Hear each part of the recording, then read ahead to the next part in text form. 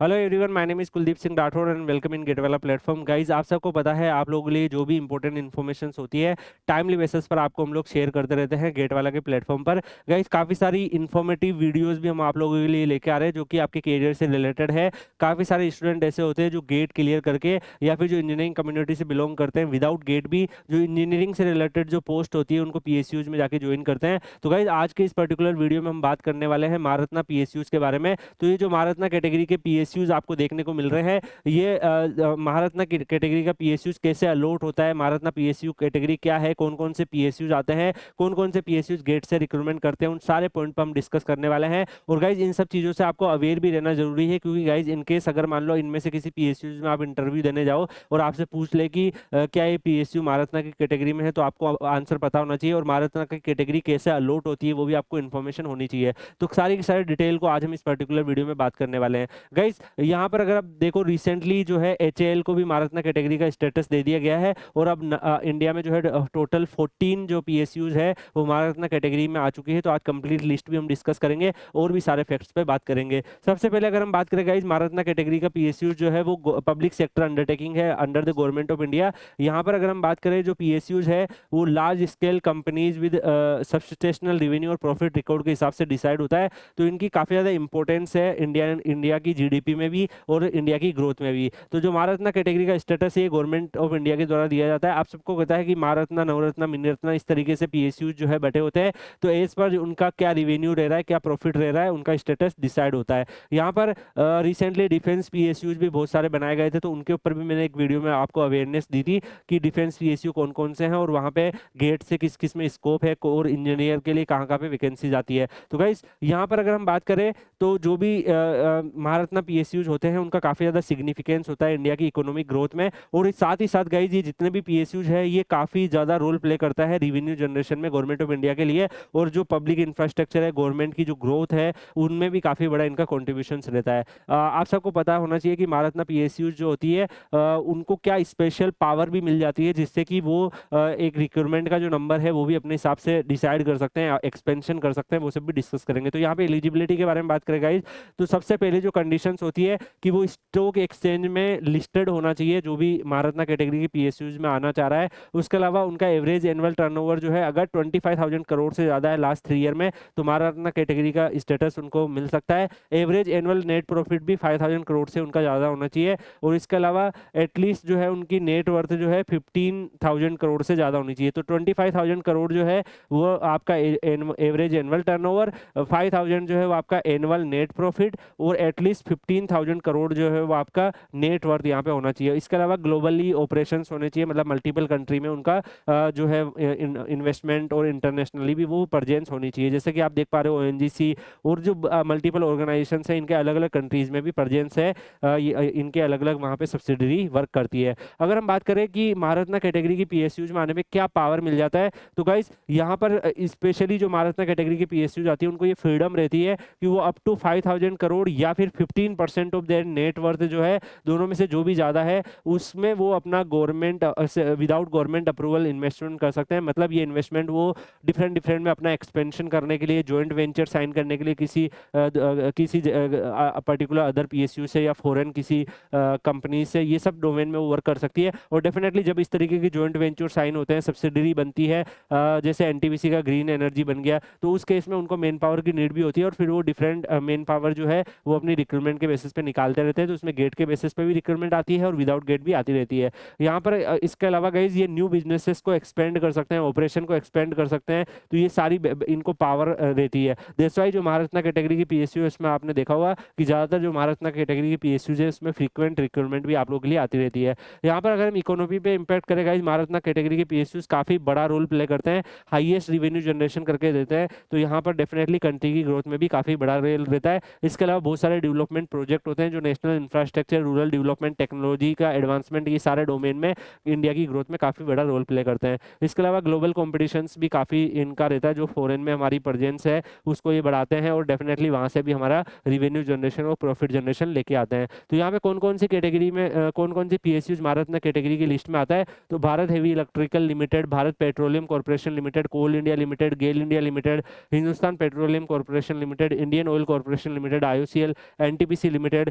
इसके अलावा गाइज यहाँ पर oil and natural gas limited, ONGC, power finance corporation, power grid corporation of India limited, steel authority of India limited, rural electrifications corporation limited, oil India limited और Hindustan aeronautical limited. तो guys इनमें से काफी सारे PSUs gate से भी recruitment करते हैं। आपने फ्रीक्वेंटली जब नोटिफिकेशन सुने होंगे तो आपको पता भी लगा होगा कि इनमें से काफी सारे पीएसयूज गेट के बेसिस पे भी अपनी रिक्रूटमेंट करते रहते हैं। और गाइज हिंदुस्तान एरोनॉटिकल लिमिटेड अभी रिसेंटली जो है इस कैटेगरी में आया है। इसके ऊपर मैंने एक वीडियो भी बनाया था, तो आप उसको भी चेक कर सकते हैं। उसमें मैंने सारी डिटेल आपको बताई है। ये सारी जो इन्फॉर्मेशन है गाइज आप लोगों के लिए काफी ज्यादा इंपॉर्टेंट है, आप सबको पता होना चाहिए।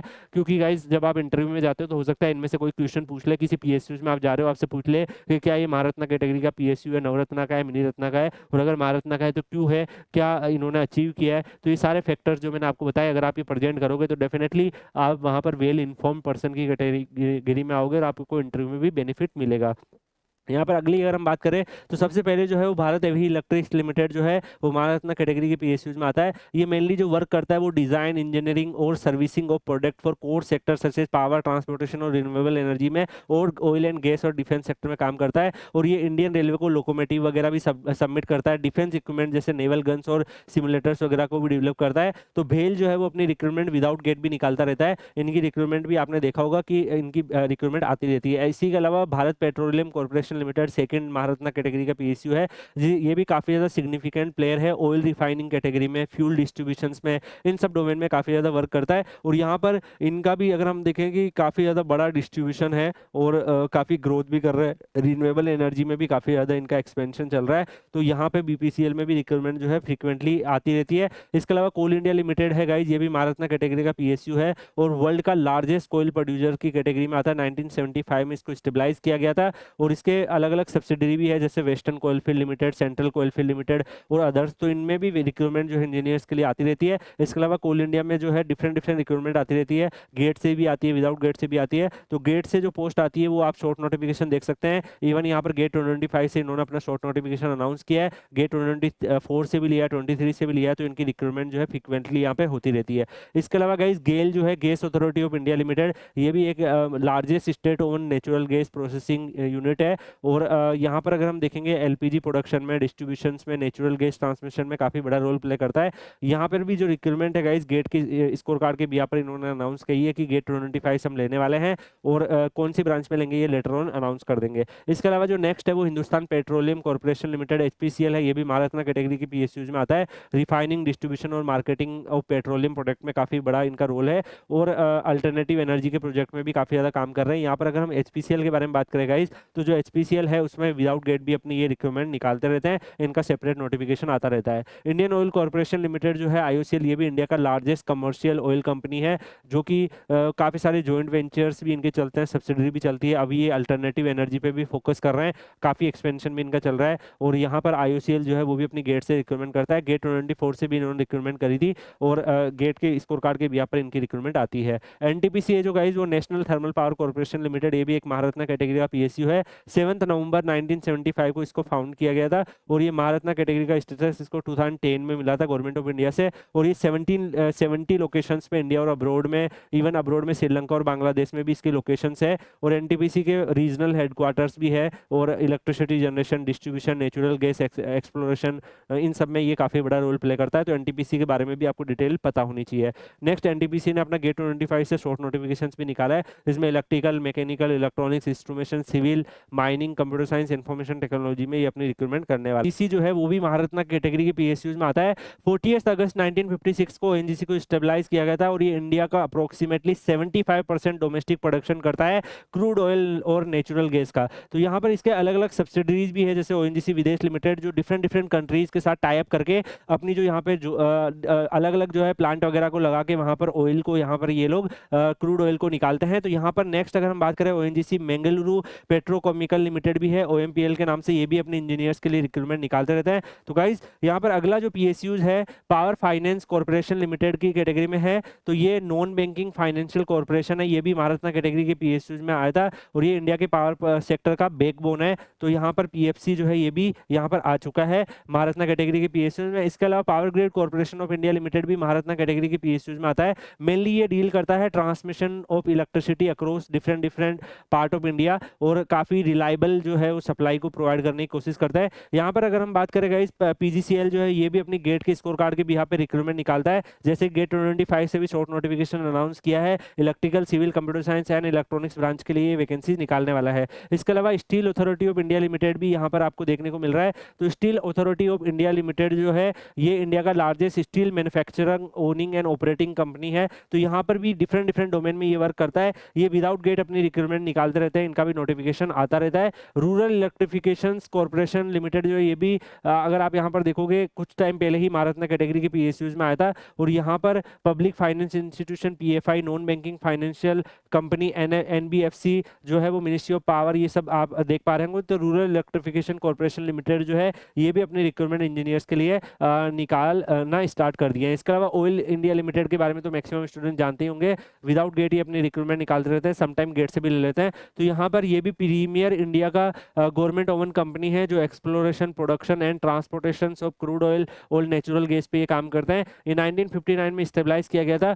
इसके अलावा यहाँ पर इंडिया का जो एनर्जी सेक्टर है वहाँ पर ये काफ़ी बड़ा जो है रोल प्ले करता है। इसके अलावा एचएएल जो है गाइज ये लेटेस्ट एड हुआ है महारत्ना कैटेगरी के पीएसयूज में। दिसंबर 23 को ये फाउंड किया गया था 1940 में बेंगलुरु के अंदर। और इसके अलावा गाइज अभी जो है एचएएल काफ़ी ज़्यादा ग्रो कर रहा है। आपने देखा होगा जो इंडिया का जो एरोस्पेस सेक्टर है, डिफेंस सेक्टर के लिए जो डिफरेंट डिफरेंट न्यू यहाँ पर हम लोग टेक्नोलॉजी डेवलप कर रहे हैं उसमें ये काफ़ी बड़ा रोल प्ले कर रहा है। और इसके बहुत ज़्यादा टाइप्स भी है, इवन यूएसए की कंपनीज, यूएसए की डिफेंस से और बहुत सारे जो अदर कंट्री है उनसे इनके टाइप चल रहे हैं और बहुत ही ज़्यादा यहाँ पे ग्रोथ इनकी फास्ट चल रही है। तो एचएएल भी यहाँ पे शामिल हो चुका है। एचएएल भी अपनी रिक्रूटमेंट जो है वो निकालता रहता है, विदाउट गेट भी इनकी रिक्रूटमेंट आती है। तो गाइज यहाँ पे आज की वीडियो में हमने महारत्ना कैटेगरी की पीएसयूज पे डिस्कस किया कि आप लोग चाहते हो इस तरीके के और भी informative videos, different different videos आप लोगों को मिलते रहें, जिसमें हम लोग इस तरीके की काफ़ी सारी इन्फॉर्मेशन को कलेक्ट करके आप लोगों को प्रोवाइड करें, जिससे कि आप वेल इन्फॉर्म्ड रहो और जब भी आप लोगों को इंटरव्यू देने जाना हो या फिर अपने करियर से रिलेटेड डिसीजन लेने हो तो आप वहाँ पर एक राइट डिसीजन ले पाओ। बाकी आप लोग Kuldeep sir _PW Telegram channel Telegram पे सर्च करके ज्वाइन कर सकते हैं। वहाँ पर काफ़ी सारे स्टूडेंट जो इनमें से कई पीएसयूज में जॉब कर रहे हैं, तो आप लोग वहाँ से उनसे भी इंटरेक्शन कर सकते हैं। कई बार उन स्टूडेंट से आप लोगों के लिए लाइव सेशन भी लगाते रहते हैं, तो डेफिनेटली आपको वहाँ पर काफ़ी सारा हेल्प मिल जाता है। तो आप लोग Kuldeep sir _PW Telegram channel Telegram पे ज्वाइन कर लीजिएगा, प्रिपरेशन में भी आपको काफ़ी ज़्यादा सपोर्ट मिल जाता है। थैंक यू गाइज, मिलते हैं नेक्स्ट वीडियो में किसी और अपडेट के साथ। तब तक के लिए good bye, take care, see you.